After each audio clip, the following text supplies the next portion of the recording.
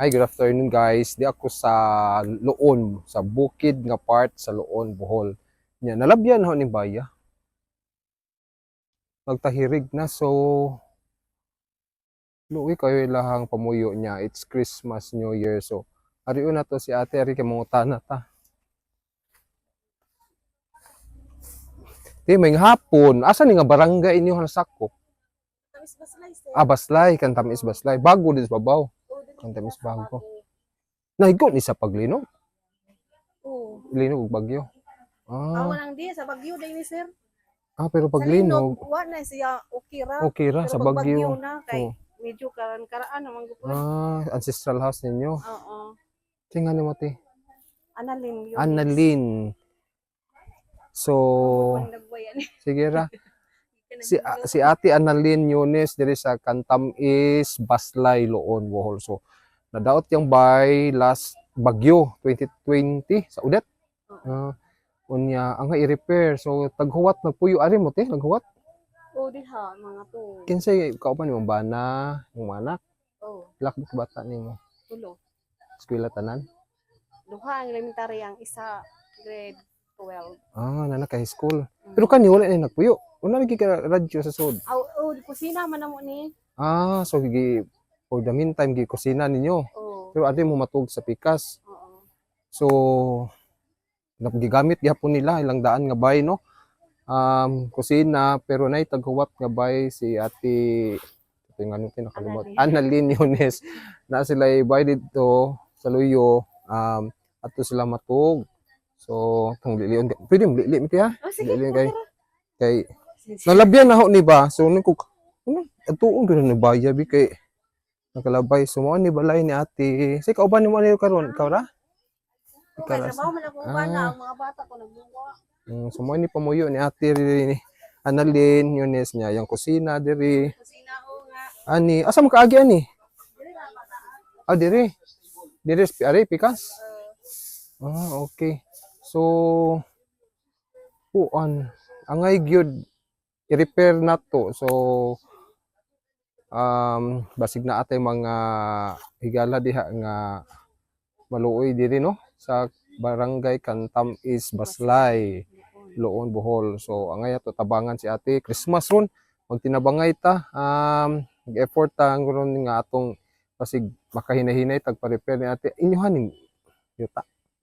So sa imuhang pares o imuha Sa ako ba yung kinikanan sa imuhang sinunod nimo silbi. sinunod bilang mama.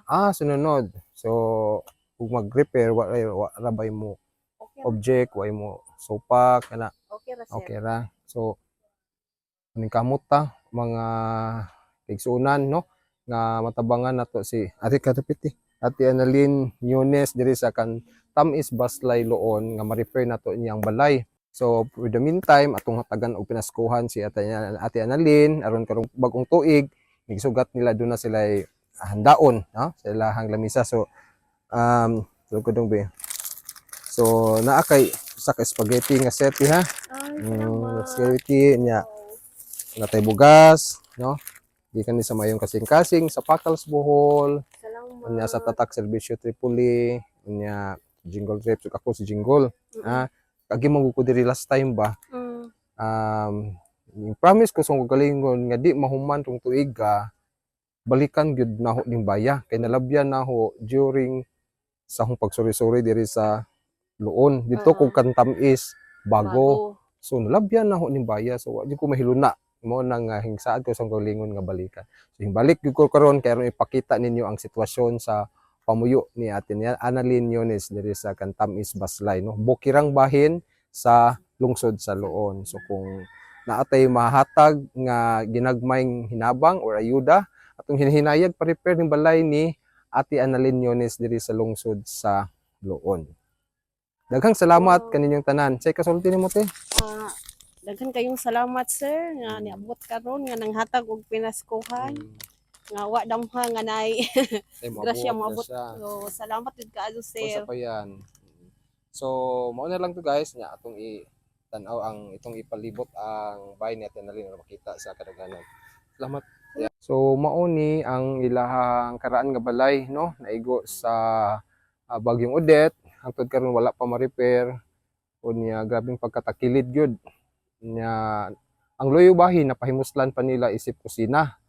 Unya sa luyo nagtaghuwat sila barong-barong, taptapan lag plywood aron lang naay kahigdaan o katugan. So I think it's time for us nga maghiusa, and then we will try to rebuild sa ilahang pamuyo bisan sa hinahinay nga masugdan nato og tukod balik, repair sa ginagmay lang, no?